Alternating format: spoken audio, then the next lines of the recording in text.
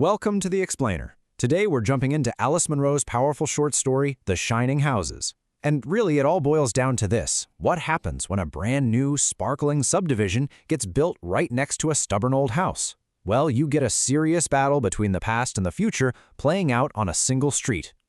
So, let's really dive in. At its heart, this story is all about two completely different worlds smashing into each other. On one side, you have what Munro calls the Old Wilderness City. Dark, a little chaotic, almost legendary in how stubborn and unchanging it is. And then, bam, right next to it, you've got the shining houses. These bright, orderly symbols of the perfect modern suburban life. And let me tell you, there's just no way these two can exist side by side peacefully. Okay, so to really get the conflict here, we've got to understand these two opposing worlds. Let's start with the one that was there first. Okay, first up we have Mrs. Fullerton's place. And I mean, this isn't just a house. It's like a little piece of history frozen in time. It's not neat, it's not planned out. It's this messy, organic collection of sheds, gardens, chicken runs. The story even calls it impregnable, like it's this fortress of self-sufficiency that could not care less what the new neighbors think. And this quote from Mrs. Fullerton herself, man, it just says it all, doesn't it? This place isn't just property to her. It's the anchor of her entire life, a life that's seen it all and stood strong through every storm. It's her history, her reality, and you can be sure she is not about to sell it. All right, now let's flip the coin and look at the other world here, Garden Place. This is the brand spanking new subdivision built on land that was literally just forest a minute ago. And these houses, they are the absolute opposite of Mrs. Fullerton's. They're all uniform, clean, white, each one just screaming modern soundness and excellence. And the people moving in, well, they're not just building houses. They're building a whole vision for their future. These are young families who, as the story says, have expectations of more. They're all in on this shared dream of order, clean lines, perfect lawns, and, this is the big one, rising property values. So you can probably guess what happens next, right? When this shiny, perfect new world slams up against a piece of the past it just can't control, yeah, the sparks start to fly pretty much right away. See, for the new folks in Garden Place, Mrs. Fullerton's home isn't some charming piece of history. Nope, it's a problem, a big one. It's a barnyard, as one of them calls it, totally wrecking their perfect suburban dream. It's like this ugly reminder of the messy, chaotic world they were trying so hard to escape. It actually becomes a source of genuine anxiety for them. It's an eyesore that just completely clashes with the perfect image they're all trying so hard to create. You know that picture window they all have? It's supposed to frame a beautiful, perfect view. Instead, it's framing a problem they feel they absolutely have to solve. And this is where it gets really interesting. It's how they talk about it. All that history, that legend status of her property, it gets boiled down to this boring checklist of complaints.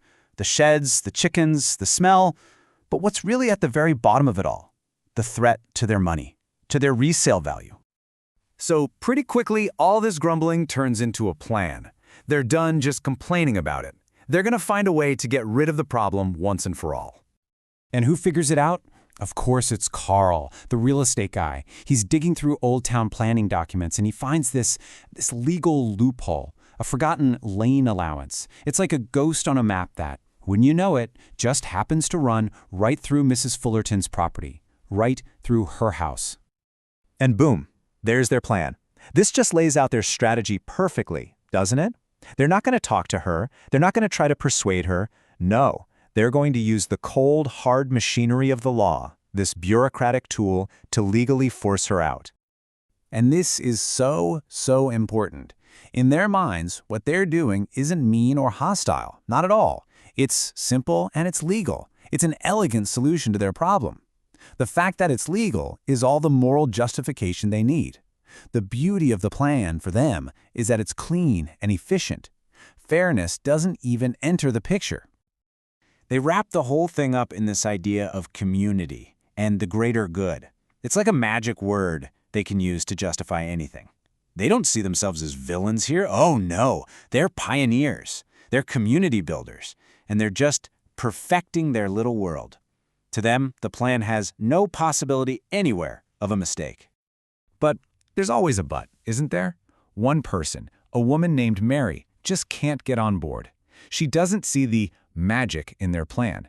For her, there's a very, very real possibility of a mistake. And get this, the petition gets passed around at a kid's birthday party. A birthday party.